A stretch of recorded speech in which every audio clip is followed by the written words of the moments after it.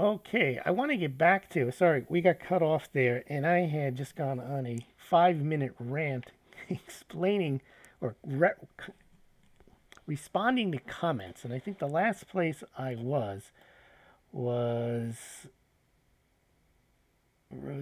Let me get exactly where I was so that we can follow up on this.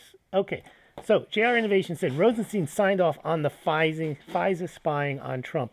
And that is an amazing point because he should be recused. He's a participant in this entire event, and he is actually supervising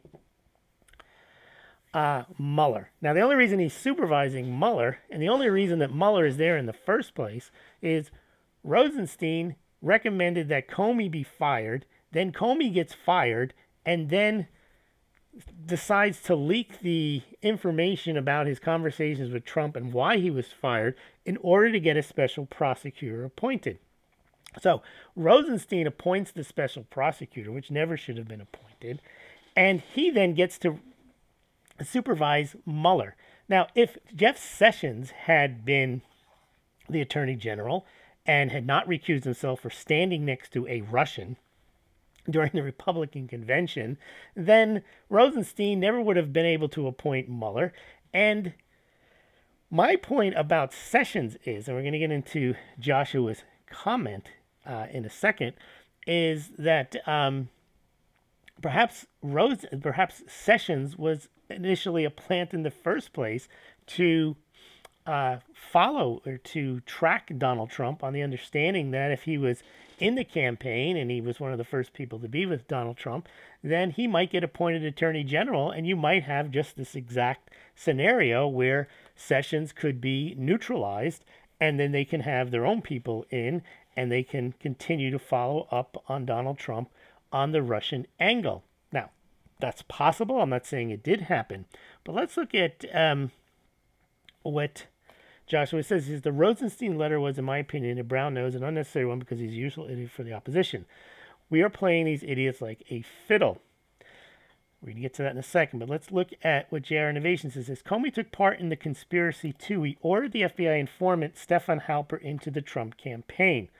Now, here you're seeing exactly the point where they have said all along there was no surveillance, they weren't, and now they're changing the tone. They're saying, well, that wasn't a spy, and Comey's using all these different terms for what the person was. You got Trey Gowdy saying that's what you should do.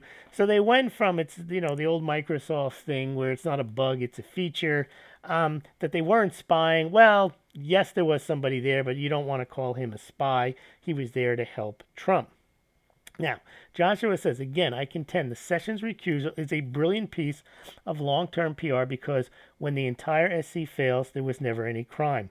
Now, that's true. We're going to see with the Inspector General report, it's most likely true, that everything that we've learned and managed to piece together so far about the Clinton investigation, about what's happened so far with the surveillance on Trump, we're going to find out through the Inspector General's report even more information based on the documents that they review.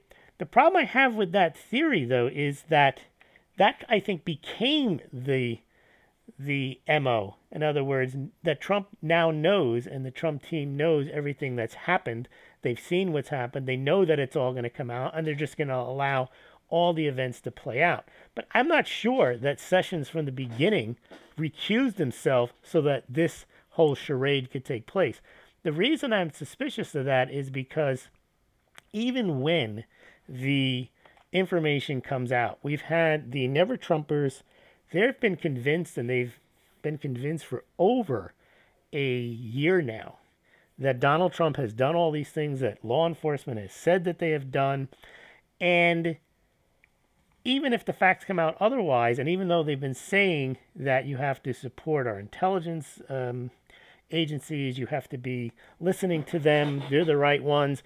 Even if the Inspector General's report comes out and is critical of the intelligence agencies, say that they've done things wrong, they're not going to believe it. They're going to think that the Inspector General is working for Trump. So, yes, I think it's a good strategy that Trump allows all this to play out. I think it's a good strategy that he doesn't fire Sessions, that he doesn't fire Mueller, that he doesn't fire Rosenstein. Just let it all play out and stick to his story that this whole thing has been a witch hunt, and let the information come out that may show that indeed it is. But I don't think that, I think Trump would have been better off if none of this had ever happened, meaning had Mueller never gone into his entire investigation. Now, it is possible, and I've had this conversation with Joshua, that one of the things that he has said is that it makes no sense. When Trump first got in, remember during the debate, he said that he was going to order a counsel to investigate Hillary Clinton. Now, that is, in a sense, according to Joshua, is wasting bullets. That's just going back into the past. It is possible under his theory that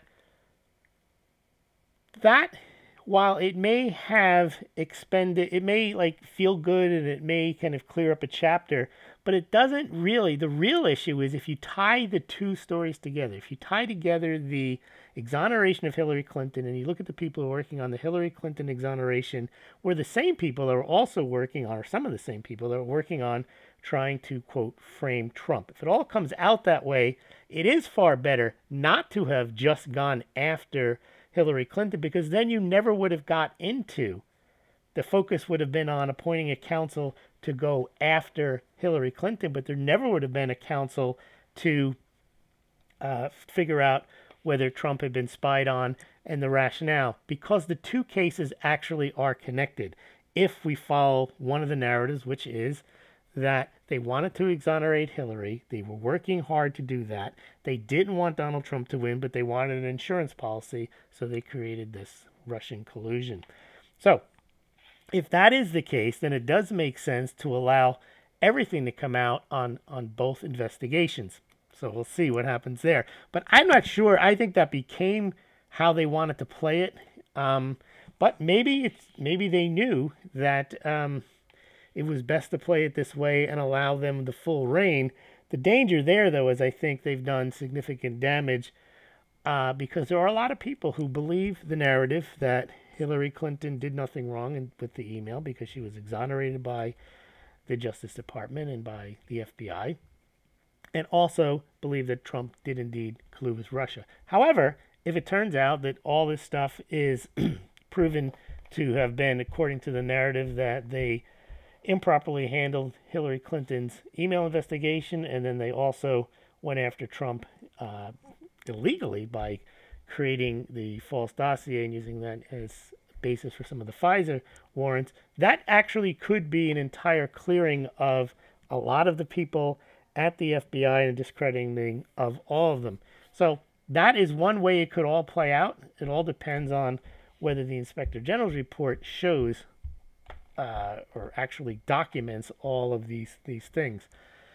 Now, they all expected Hillary to win and sweep all this conspiracy against Trump under the rug. That is absolutely true, because had she won, we'd only know about and would still be concerned about how Hillary got off on the mishandling of classified information, top secret information, but we wouldn't know about the, quote, insurance policy and all the things that were done to try to make it look as if, however, that Trump was involved with the Russians.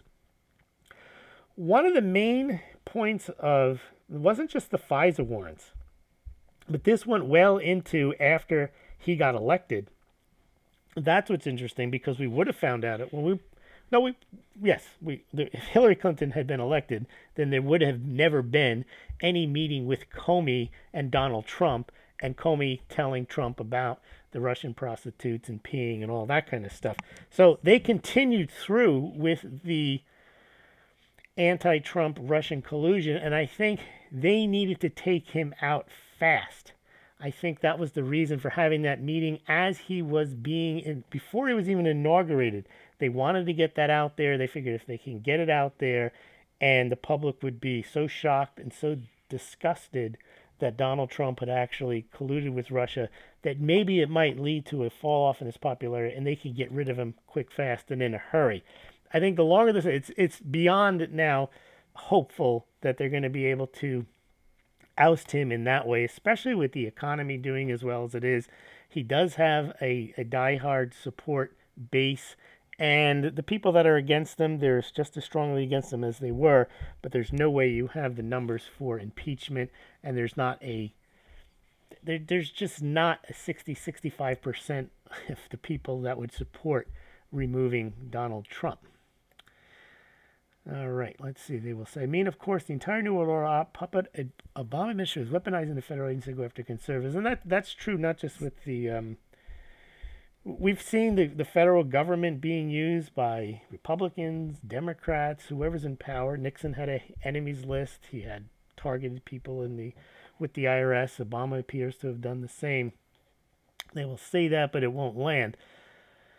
And where the hell are the honorable rank and file FBI agents to blow the whistle? I think they're out there, and I think that they have, and they're apparently willing to testify. And maybe, the Inspector General's report can only reach those people that are actually working at the agency. So they probably have spoken to the FBI agents. Remember, this Inspector General's report was, I believe, back in January 2017 is when they asked for this report. So we'll see what happens there. We'll see what they're relying on. I think to date, all we've seen are not testimony of witnesses, but we've seen the actual documents of the participant stroke page and so on. But we haven't seen people say, and then this happened, and then this happened.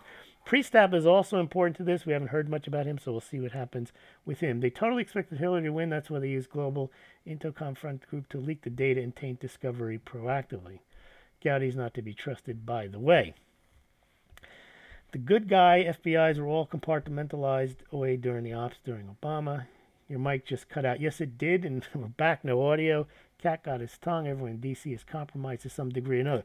That is probably true, and then that was to my point where either Sessions was compromised or he was placed in the campaign specifically to keep an eye on Donald Trump. Not so sure. We all know Rosenstein's enemy. Fire Sessions and Jimmy Bureau. Thanks for the stream. Glad I was finally able to catch one, says the stacking nerd. These leftist New World Republicans are a troll. It's amazing. They want us to fire Sessions. Peer is a noob. LOL. Every Judge Knapp is a noob. All right.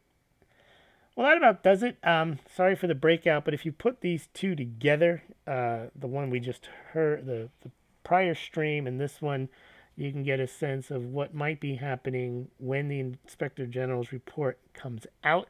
And also, we talked about in the earlier one, the earlier stream, has the same title as this one, about the gold and silver sales at the U.S. Mint. We talked about gold ETF buying, and we talked about, briefly, well, for a couple of minutes, we talked about gold miners, silver miners, and so on. So thanks, everyone, for listening, and we hope to have these live streams as often as we can and without the technical difficulties. Thank you very much for listening.